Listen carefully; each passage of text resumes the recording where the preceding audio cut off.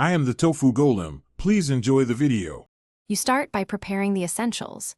Make sure Xbox Game Bar is enabled in Settings under Gaming, and grant microphone and recording permissions so audio works. Once done, press Win+G to open the overlay. You'll see Capture, Audio, and Performance widgets.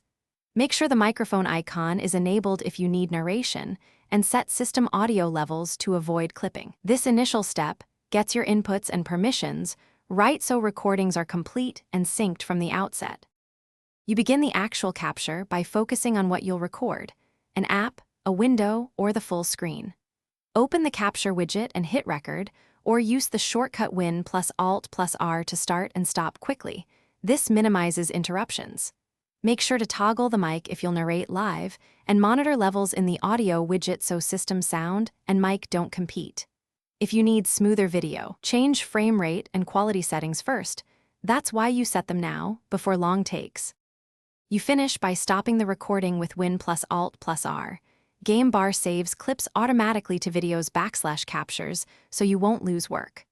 Once saved, open the clip in Photos or your editor to trim start and end, then export at the resolution you need. If something goes wrong and Game Bar won't open, check Settings Gaming to re-enable it, and make sure Windows and your graphics drivers are updated. That simple fix resolves most capture failures and stability issues.